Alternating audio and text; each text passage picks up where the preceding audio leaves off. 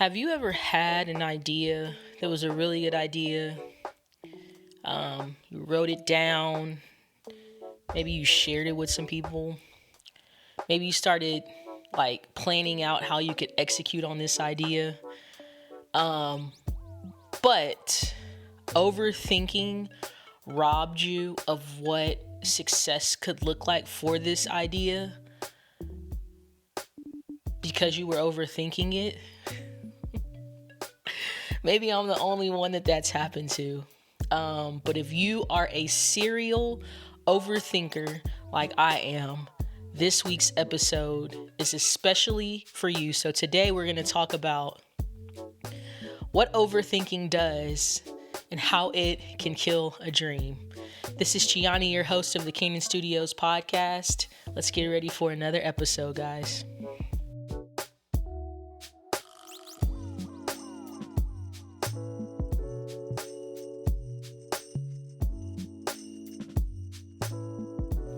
So in this week's episode, we're going to talk about overthinking.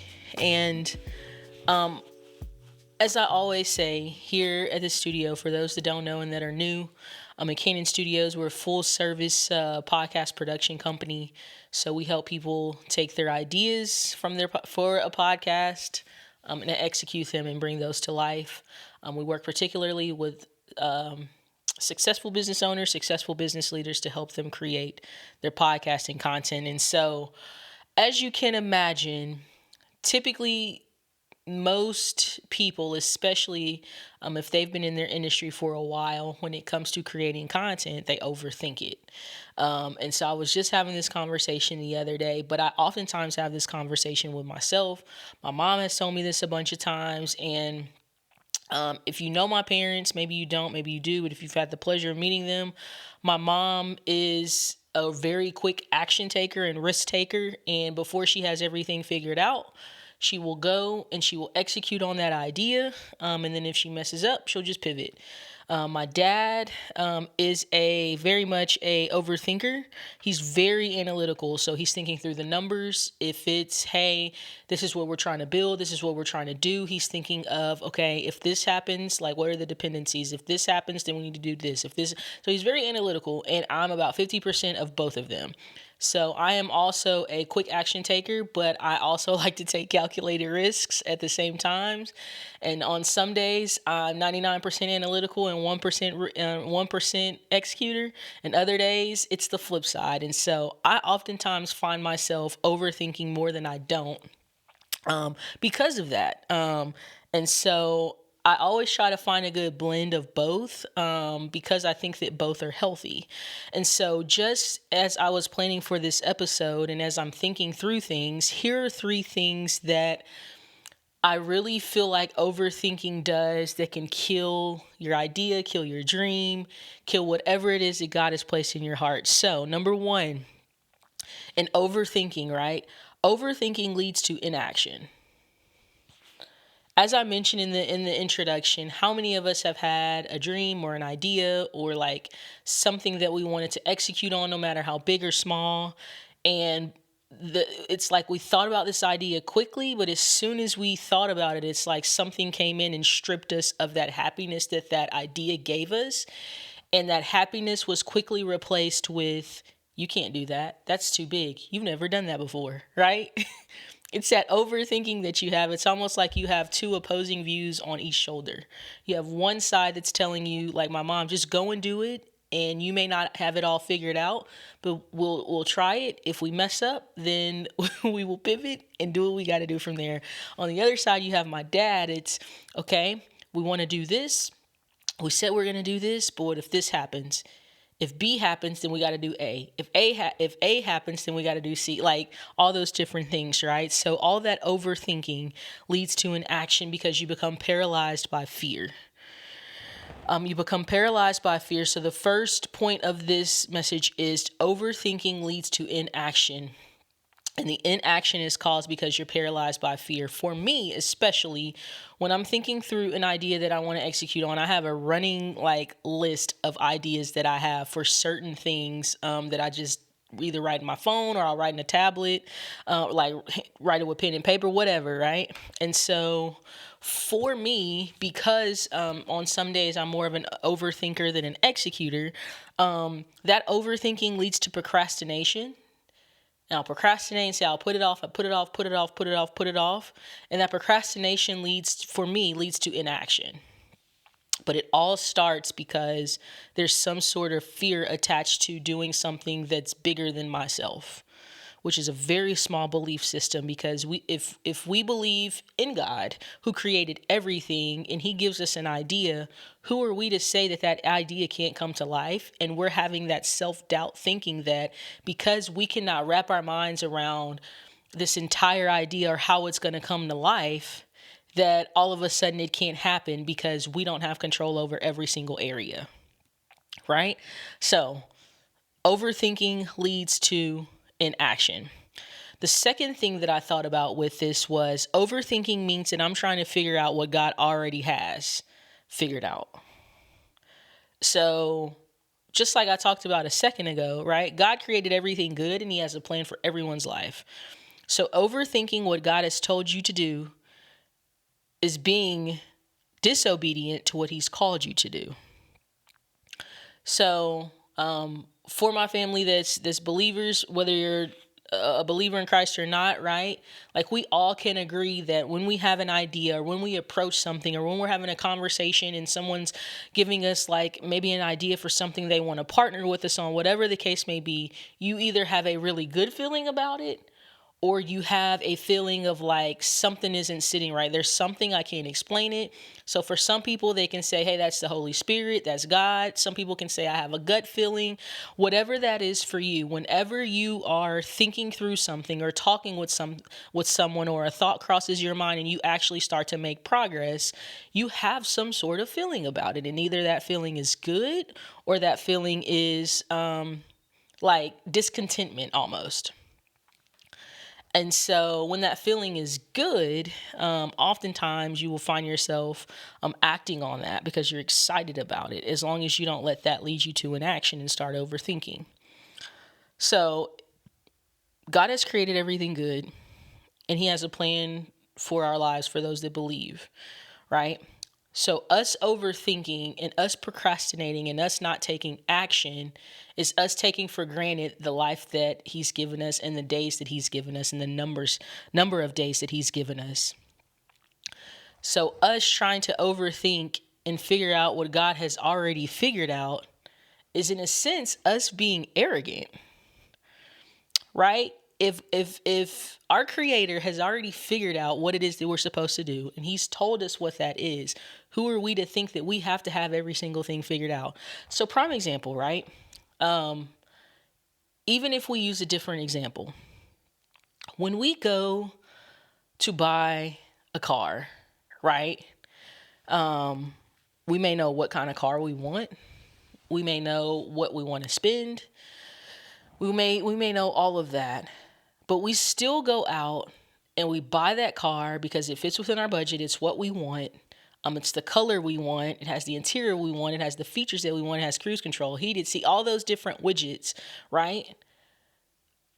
But just because we don't understand exactly how that car was built doesn't mean that we're not going to drive the car, right? You're still going to drive that car even though you have no idea who the people were that put the pieces together, who put the frame together, who put the steering wheel on. Like, we don't have all of that figured out, right?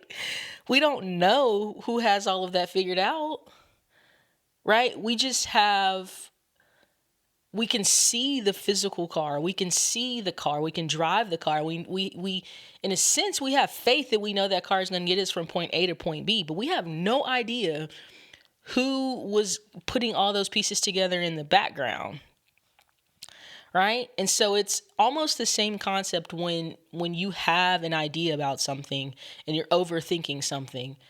I'd be curious to know if there can't possibly be anybody that knows okay, this is the person that drew out the car. This is the person that made this piece for the car. This is the person that did the upholstery on the car. Like, nobody is asking those questions when they go to buy a car. And they're surely not asking that once they've bought the car and the car is sitting in their garage or their driveway and they go to actually drive the vehicle. You don't know all of those intricate details. It's the same thing with an idea or a business or you wanting to create the content. You don't have to know every single little piece of it to have faith and know that it is still going to happen. It's still going to take you from point A to point B. That content is still going to get made. You don't know who it's going to reach. You don't know how it's going to get done, right? That's why you partner with people like us. If you were wanting to create content, you partner with a company like Kannon Studios to help you get that content created, right? It's the same concept. And then number 3 is overthinking is a sign of fear. And I know that oftentimes we say faith and fear cannot exist. I believe that, but I also believe that fear can either motivate you or deter you from what you're called to do. So if you have this idea that you feel good about, there's going to be some fear because of the unknown. Like, okay, if I'm starting something new, and I feel like the riskier or the bigger something is, the bigger that something is that you're trying to create or start, the bigger the fear. Because it's really the fear of failure, and oftentimes the fear of success trumps the fear of failure. So people are more afraid of what happens if this gets too big versus what happens if this fails. But fear can either motivate or deter you from what you're called to do. So, yeah, I'm talking to myself in here, y'all. I hope somebody else can relate. Maybe this podcast episode is just for me. But fear can either motivate or deter you from what you're called to do. I truly believe that the bigger the idea, the bigger the venture, the bigger the calling, the bigger the fear. And you can either allow that fear to motivate you to go out and do it and see how far you can push yourself, or it can paralyze you. So it can cause you to think, man, like, that's way too big. I don't understand like how that's even going to happen. I'm going to put this on a shelf and wait till later. But what if later never comes? Or what if the time has passed by for you to actually act on that idea? Now that idea is gone, right?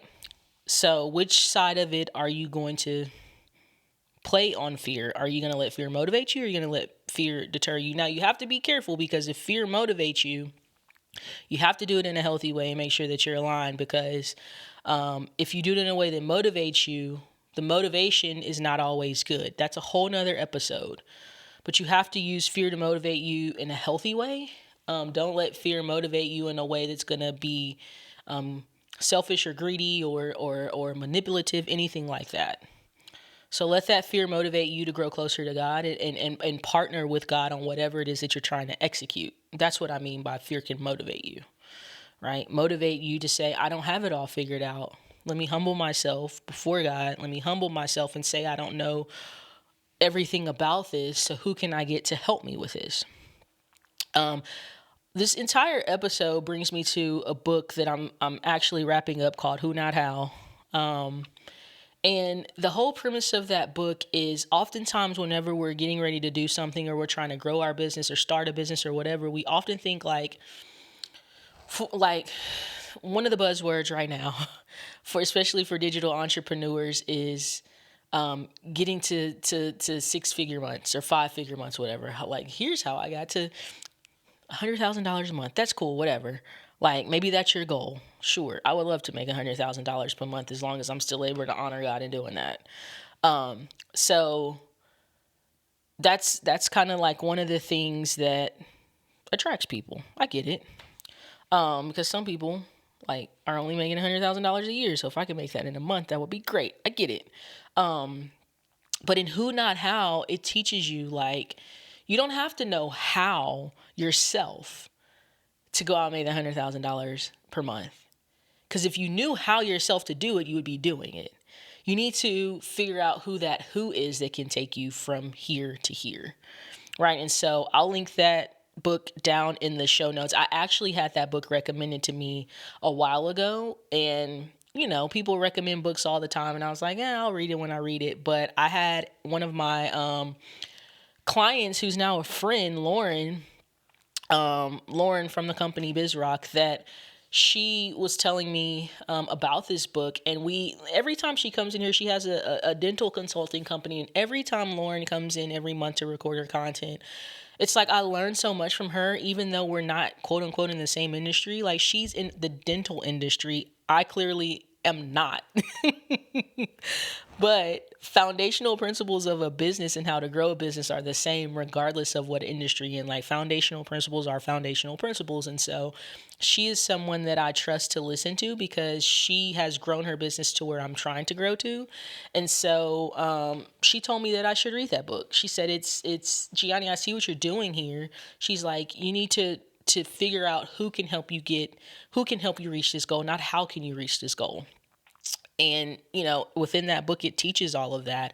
And I think even within that book, Who Not How, helps you with the thought of overthinking. Because oftentimes, like I said, we overthink because we don't know who is the person that can help us get there. We're often thinking, how can we get there ourselves with what we have now, not thinking outside of what we have now. So I'm going to put that book in the show notes below. Who Not How, incredible book. I'm still reading through it. That'll probably be a book that I read like once a quarter, just because it's that good. And I feel like it's one of those books that you will get something different each time. So that's something that I'm thinking through, or that I'm reading through. I hope that y'all have enjoyed this episode. Even if no one else resonates with this episode, I resonate with it myself, to be honest, because I overthink a lot, a lot. And I'm starting to get better at that and realizing that I don't have to have everything figured out. And also, like, when I look through things, like, oftentimes we overthink the people that God's put in our lives that have come into our lives. We think that everybody is a competitor or everybody is on like their own island, when there are people that that are willing to help you grow in your business, or they're a good resource for you. But because we think, oh, they're in the same industry, whatever the case may be, we don't think about how they can help in this particular area of business or this particular area of life. And so this episode is really for me, y'all, and I hope that this resonates with somebody else. I think it will. And I just appreciate y'all for listening. So if you've gotten this far, you can't do nothing else but share this with 5 people, y'all. Share this with 5 people, because I know a overthinker. Somebody that is an overthinker, even if it's in the slightest way. You're an overthinker. So share this with them. As always, be sure to subscribe so that you see whenever these new episodes are released. And until next time, y'all, this is Gianni with the Kannon Studios Podcast. Keep creating.